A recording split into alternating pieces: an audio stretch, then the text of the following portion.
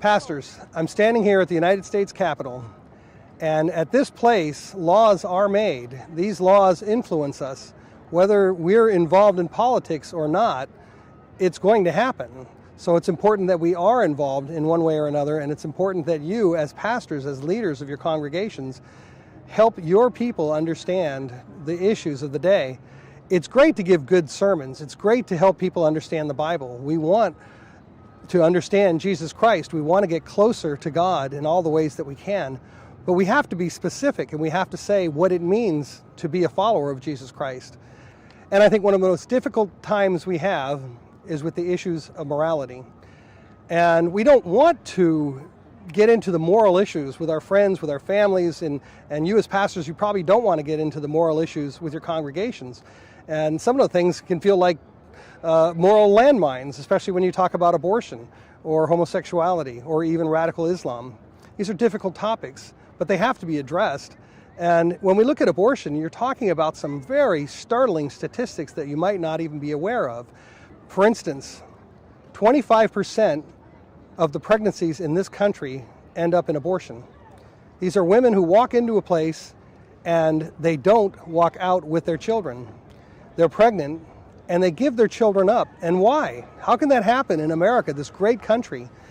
We're talking about over 1 million people in this country every single year out of approximately 4.5 million people that are born. It just doesn't make sense that such a large statistic of people can have their lives ended in the womb, and yet when you go into any church on any given Sunday, most likely you're not going to hear this topic discussed.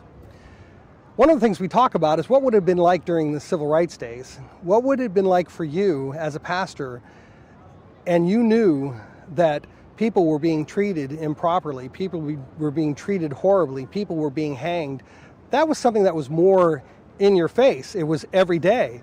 But when we're talking about abortion, of course, it's behind the scenes. You don't see it happening, but it's just as important. We're talking about 53 million people in the United States alone that have been killed by their mothers since 1973. I know it sounds harsh when I say killed by their mothers, but let's face it, again, they went in with a child to these abortion mills, facilities, and they came out without their children. 1 in 4 women, if you think about that, if you have 100 people in your congregation, 25% of the women in your congregation will have an abortion. And what are you saying to them? Are you helping the women who are post-abortive?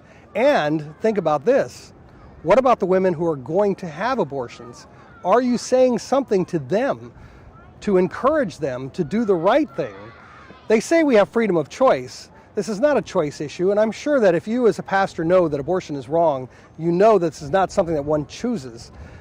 This is an issue that if we don't deal with it as friends, as family members, as churches, it's going to happen and it's going to continue happening. I believe the way this is going to end, excuse me for being bold, brash, and hardcore about this, but I believe the way this is going to end is when God's children speak up. When we stand up, when we rise up and we say enough of this, it's time to end it. It's time to end abortion around the world. I believe we have the moral authority to do that. We may question whatever the things we do in our lives, whether we drive too fast or whatever other things we do, and we think that, well, am I the moral person to stand on this issue? Well, absolutely.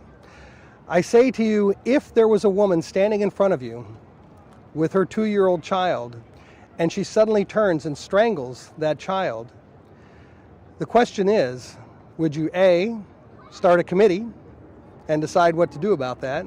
B, would you say a prayer and decide that's the only thing you're going to do? Or C, would you jump out to help that child and save that child from certain death that you see that's happening in front of you? 3,500 children a day in America are dying that certain death, and our inaction is allowing it to happen. We have to do all we can. Pastors, church leaders, congregations, we have to rise up. If you see this, we encourage you to get involved. If you go to the cherishlife.us website, you can see how you can join with our ministry, Cherish Life Ministries. We encourage you to sign up, get some more information, find out how you can create your own ministry, or even if you have some pro-life effort going in your church, Join with us anyway and help us spread the ministries throughout the world. We are God's children. We are the ones who can make this happen. Let's look to God, let's pray to God for the strength, the conviction, the determination that we need to speak for those who cannot speak for themselves. But let's act as God's children. Let's act as brothers and sisters. Let's defend the defenseless, and let's end abortion around this world.